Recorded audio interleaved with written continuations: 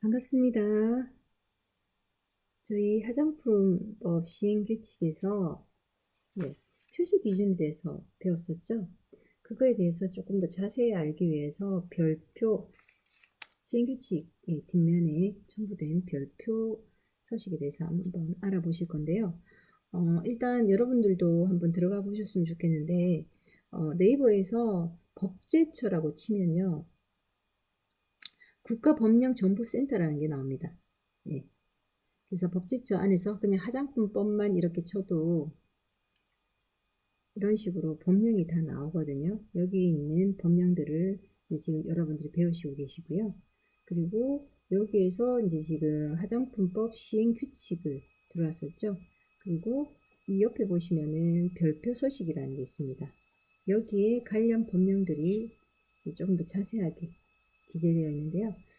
첫 번째 품질관리 기준, 두 번째 책임 판매 후 안전관리 기준, 그리고 여기 이제 네 번째 보시면은 화장품 포장의 표시 기준 및 표시 방법, 다섯 번째 화장품 표시 광고의 범위 및 준수사항 잘 나와 있죠. 이거에 대해서 배우실 거고요.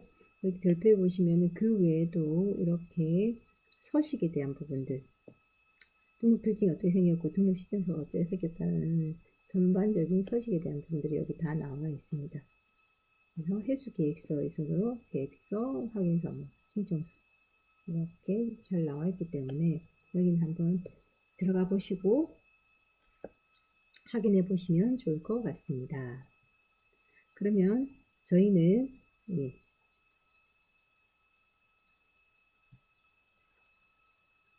그럼 저희는 화장품법 시행규칙 별표 4에 있는 화장품 포장의 표시 기준 및 표시 방법에 대해서 보도록 하겠습니다.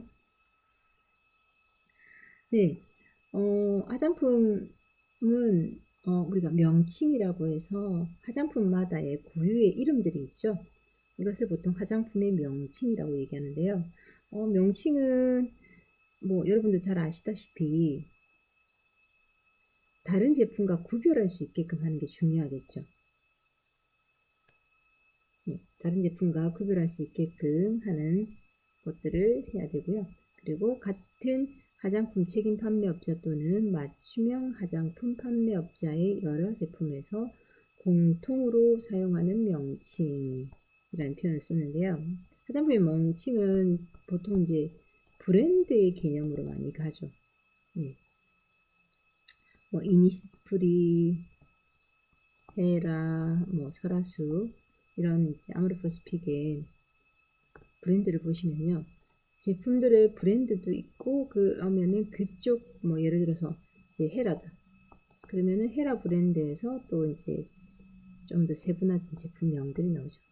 그래서 화장품의 명칭은 이렇게 구분된다는 거 이해하시고요.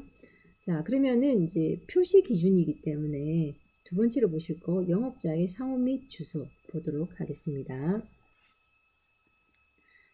네, 영업자의 주소는 등록 필증 또는 신고 필증이 적힌 소재지 또는 반품 교환 업무를 대표하는 소재지를 기재하여야 한다라고 되어 있죠. 그래서 소재지 부분, 요즘에는 이제 반품 교환 부분에 대해서도 이제 할 수 있는 소재지를 기재를 해야 합니다. 그리고 화장품 제조업자, 책임 판매업자 또는 맞춤형 화장품 판매업자는 각각 구분하여 기재하여야 한다고 했는데, 자, 무슨 말이냐면은 화장품 뒷면에 보시면은 제조업자 뭐 코스맥스, 판매업자 비비솔루션 이런 식으로 해서 실제로 제조업자와 제조 책임 판매업자가 틀릴 경우에 이런 식으로 따로따로 기재를 꼭 해주셔야 됩니다. 근데 다만 이 제조업자와 제조 책임 판매업자가 화장품 책임 판매업자가 다른 영업을 영위하고 있는 경우에는 한꺼번에 기재 표시할 수 있습니다. 라고 얘기했죠. 그래서 만약에 이제 같은 부분이죠. 코스맥스가 제조업도 하는데 판매도 할 경우에는 제조업자, 화장품 책임 판매업자를 코스맥스가 한다라고 표시할 수 있다는 겁니다. 또한 공정별로 2개 이상의 제조소에서 생산된 화장품의 경우에는 일부 공정을 수탁한 화장품 제조업자의 상호 및 주소의 기재 표시를 생략할 수 있다고 얘기를 했죠. 자, 이게 무슨 말이냐면은 실제 이제 제조를 하는 과정에서 공정별로 해서 조금 다를 수가 있거든요. 우리가 보통 파우더 만드는 공정 틀리고요. 크림 만드는 공정이 틀린데 우리가 이제 예를 들면은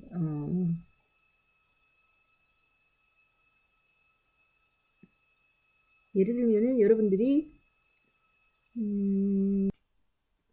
크림 연모제 같은 경우에는 연모제 자체는 이제 뭐 물론 제형상이 조금 틀리겠지만은 가루 타입으로 되어 있거든요. 이런 가루 타입 같은 경우는 분말을 분쇄하는 과정들이 들어가겠죠. 분쇄 과정. 그리고 이 분말을 또 이제 크림 타입으로 이제 제형을 하는 공정이 따로 있겠죠. 네.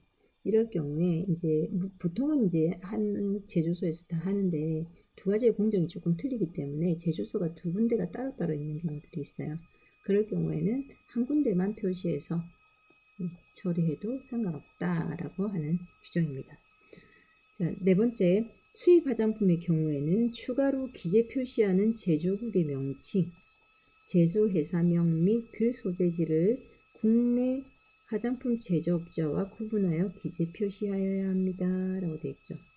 그래서 수입 화장품의 경우에는 보통은 이제 여러분들 백화점이나 이런 데 가시면 수입 화장품 그쪽에서 하얀색 라벨로 해서 이제 기존의 제품들은 전부 다 영문으로 되어 있는데 그 위에다가 하얀색 라벨로 해서 보통 한글로 표기된 표시 많이 보셨을 겁니다. 예. 예, 그럴 경우에 제조국의 명칭, 제조회사명, 그 소재지를 구분해서 꼭 기재 표시하여야 합니다. 또한 화장품 제조에 사용되는 성분은 이제는 말할 수 있다. 글자 크기가 5포인트 이상. 이건 그냥 술술 나올 수 있습니다. 5포인트 이상 되어야 된다. 우리는 전문가처럼. 다음 2번째, 화장품 제조에 사용된 함량이 많은 것부터 기재하는 것. 당연하죠. 그래서 화장품에 뭐가 제일 많습니까? 정제수가 많다 보니까 보통 표기사항이 인그리디언트에 보시면은 정제수가 제일 앞에 나오는 거예요. 그래서 많은 함량대로 하는데 다만 우리가 이제 1% 이하의 성분 같은 경우에 비슷비슷하잖아요. 그럴 때는 순서 상관없이 기재 표시하는 게 가능하고요. 그리고 2번째, 착향제나 착색제. 이것도 소량 들어가겠죠. 그래서 착향제나 착색제는 순서에 상관없이 기재 표시할 수 있습니다. 또한 혼합 원료는 혼합된 개별 성분의 명칭을 기재 표시한다 라고 되어 있죠. 전에 제가 이제 말씀드렸는데 화장품에서 이제 좀 성분이 특히 이제 이렇게 혼합 성분들이 많이 표시된 제품들이 많거든요. 특히 이제 정제수를 쓰는 것이 아니라 꽃수라는 표현을 써서 여기에 각종 꽃 분말들을 꽃을 이제 증류시켜 가지고 이거를 이제 농축 또는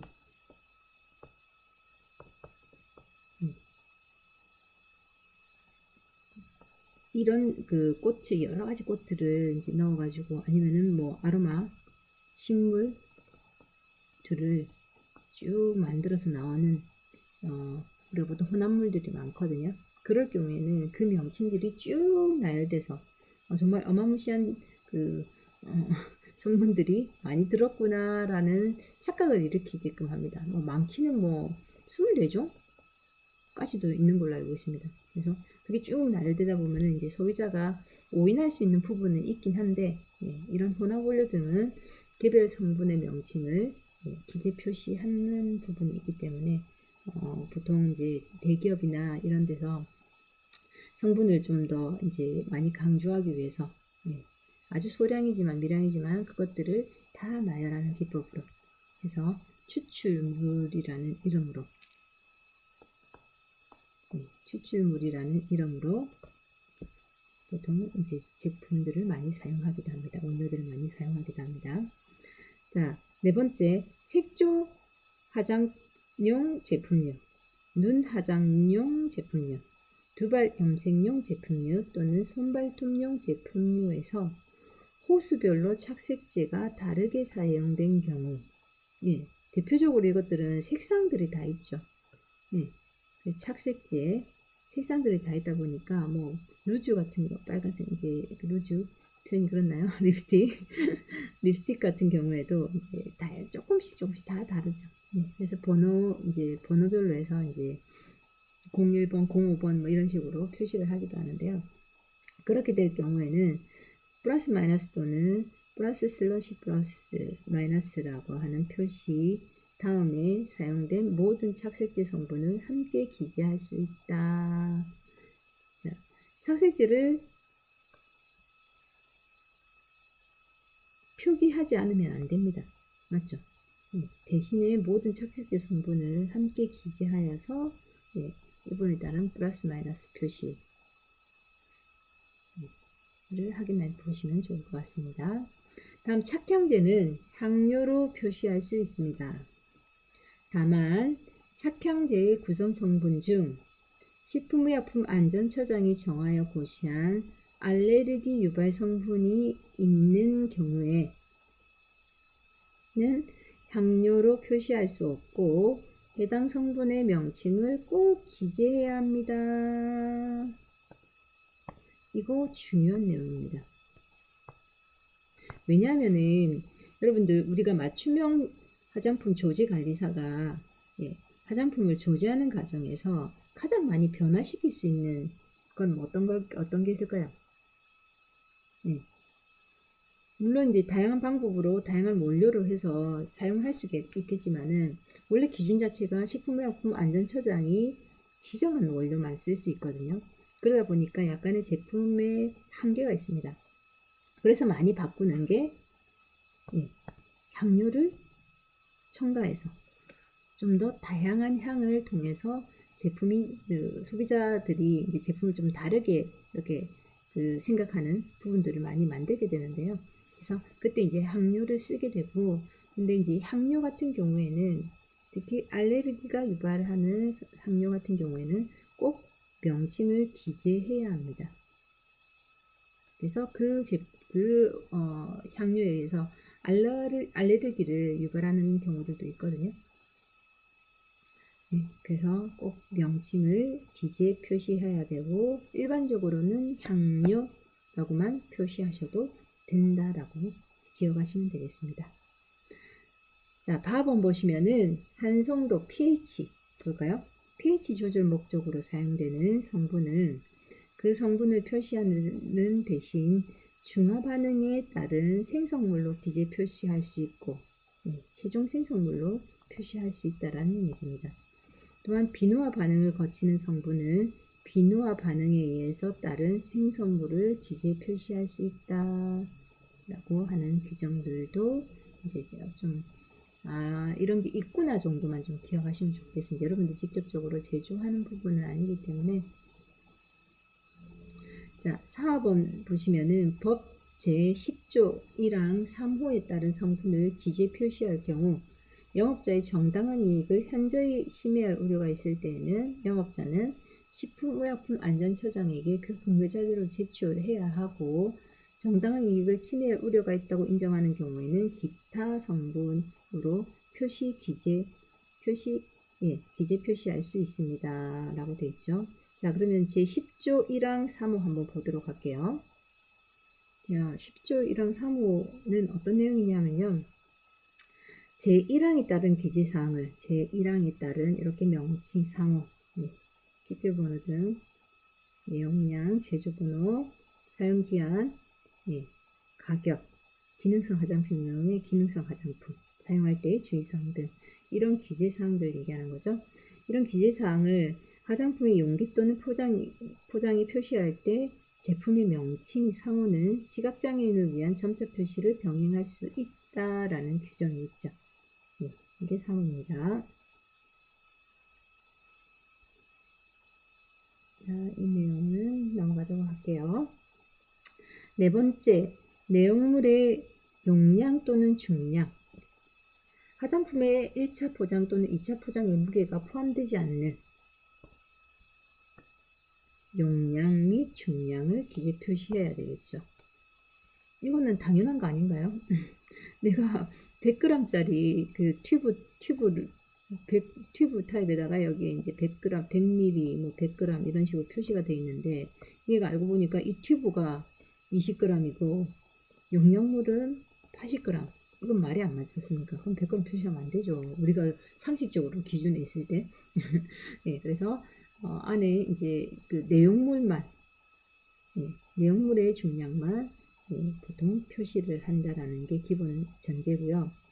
자, 이 경우 화장품 비누, 고체 형태의 세안 비누를 얘기하는데요. 화장품 비누의 경우에는 수분을 포함한 중량과 건조 중량을 함께 표시해야 합니다. 라고 표시되어 있죠. 자, 비누는 제조 과정에서 처음에는 이제 예를 들어서 이제 저희가 이제 비누를 만들어서 이거를 뭐 10g짜리, 20g짜리 비누를 만들었다고 생각해 봅시다. 그런데 이 비누는 제조 과정에서는 20g을 만들었지만 실제로 얘가 이제 전체적으로 건조가 되겠죠. 그 건조되는 과정에서 뭐 15g이 되었다 할 경우들이 줄잖아요. 수분이 날아가거나 수분이 이제 전체적으로 날아가게 되면은 이제 건조하는 과정에서 수분이 증발하는 현상이 일어나게 되는데, 그럴 때 이제 건조 중량도 함께 표시해야지 이 제품 왜 이렇게 작아라는 그런 부분들이 이제 소비자한테 이제 여러 가지 문제가 발생하지 않게 하기 위해서 건조 중량도 같이 표기하게 되어 있습니다. 자, 다섯 번째 제조번호. 로트 번호라고 얘기했죠. 로트 번호 또는 이제 우리 맞춤형 화장품에서는 식별 번호라는 표현을 썼었죠. 명상 식사 기억나시죠? 명상과 식사 뭐 이런 식으로 기억하시면 되고요. 자, 그러면은 명상과 제사, 제조 번호. 자, 제조 번호는 사용 기한과 쉽게 구별되도록 기재 표시하여야 하고요. 개봉 후 사용 기한을 표시하는 경우에는 병행 표시해야 하는 제조 연월일 또는 맞춤형 화장품의 경우에는 혼합 소분이 보면 제조 연월일이 되겠죠. 또 각각 식별이 가능하도록 기재 표시해야 합니다. 라고 되어 있죠. 제조 번호에서 이제 로트 나름대로 번호가 있고요. 그리고 또한 사용 기한에 표시도 따로따로 원래 되어 있습니다. 그래서 로트 번호나 이제 제조 번호가 로트 번호나 또는 사용 기한 같은 경우에는 구별되도록 기재 표시되어야 됩니다. 그래서 로트 번호는 이제 벌크 단위로 해서 실제 이제 제조에 관련된 그런 번호, 식별 번호를 이제 표시를 한 거고요. 그리고 제조가 실제 사용이 언제까지 되어야 된다라는 부분들은 또 다르게 표시되는 게 맞겠죠. 그리고 사용기한 및 개봉 후 사용기한은 사용기한 또는 까지 등의 문자와 연월일을 소비자가 알기 쉽도록 기재 표시하여야 합니다. 다만 연월로 표시하는 경우에는 사용기한을 넘지 않는 범위에서 기재 표시하여야 합니다. 라고 되어 있죠. 자, 이게 무슨 말이냐면은 여러분들 이제 우리가 제조를 해가지고 2020년 9월 1일에 저희가 이거를 제조를 했고, 그래서 이게 이제 유통기간이 2년이라고 볼게요. 그러면은 실제 사용 기한은 언제까지입니까? 2020년 8월 31일까지가 되겠죠. 이렇게 되면 상관이 없는데, 이것을 우리가 예를 들어서 이 기준만 보다 보니까 2022년이네요. 2022년 뭐 8월 30일까지 되는데 2022년 9월 30일까지로 표시하면은 분명히 기간들이 2년의 기준에서 넘어간 거죠. 네. 그렇기 때문에 예를 들어서 뭐 9월 이게 이제 9월 10일이다. 9월 10일이다 할 경우에는 여기는 당연히 9월 9일 뭐 최대 9월 10일까지는 가능합니다. 예. 이럴 경우에는 어떻게 해라? 예. 이런 30일이 표시되지 않게끔 기한을 넘지 않는 범위에서 기재 표시해야 된다라고 했는데 이럴 때는 어떻게 해야 될까요? 9월 10일이다. 그럴 경우에는 예를 들어서 22년 이제 연월일만 표시할 경우는 9월로 이렇게 표시하면은 당연히 9월 11일, 12일, 13 이것들도 사용할 수 있다라고 소비자들은 올인할 수 있잖아요. 그럴 때는 2022년 8월까지로 해야 정확하다는 거죠. 그래서 사용기한을 넘지 않는 범위에서 기재해라라는 표현은 2022년 8월까지 써라라고 연월일을 표시하라는 얘기입니다. 다음 4번 개봉 후 사용기한은 개봉 후 사용기한이라는 문자 또는 땡땡땡 월 또는 땡땡땡 개월을 조합하여 기재 표시하거나 개봉 후 사용기간을 나타내는 심볼과 기간을 기재 표시합니다. 자, 이거는 이미지 많이 보셨죠? 이런 식으로 뚜껑을 열었을 때 뚜껑을 열었을 때 이렇게 12개월 써라 12월 써라 그래서 이런 식으로 표시됩니다.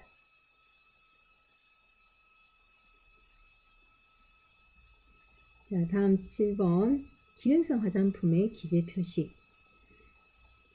자, 19조 사항 7조에 따른 문구는 법 10조 1항 8호에 따라서 기재 표시된 기능성 화장품 글자 바로 아래에 기능성 화장품 글자와 동일한 글자 크기 이상으로 기재 표시한다 라고 해서 저희가 그전 수업에서 얘기했듯이 기능성 화장품이라고 이제 인증을 받게 되면은 기능성 화장품이라는 글자를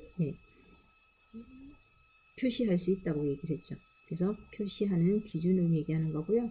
자, 기능성 화장품은 아래 도안으로 보시면 돼요. 그래서 표시 기준은 로고 모형으로 해서 이렇게 기능성 화장품, 식품, 의약품 안전처에서 나오는 로고를 표시할 수 있습니다. 그래서 도안의 크기는 용도 및 포장재의 크기에 따라서 동일 배율로 조정해야 되고요. 이거를 너무 이렇게 길게 한다든지 이런 부분들은 좀 표시 기준에 맞지 않다는 겁니다. 그래서 이거를 이런 식으로 추려야 되겠죠. 그래서 동일 배율로 조정해야 되고요. 도안은 알아보기 쉽도록 인쇄 또는 각인 등의 방법으로 표시해야 합니다. 되겠죠? 다음 화장품 시행규칙 별표 5에 2에 보시면은 천연 화장품 및 유기농 화장품의 인증 표시도 나와 있습니다. 그래서 여기에 기능성 화장품이랑 같은 로고죠. 근데 이제 천연 화장품이냐 유기농 화장품이냐 라는 부분들이 나옵니다. 다시 천연 화장품은 몇 프로라고 했죠? 천연 성분이 몇 프로요? 90%, 95% 이상. 그리고 유기농 화장품은 10% 이상의 유기농 성분과 천연 성분이 95% 이상 되었을 때 표시할 수 있다는 거 기억하시고요.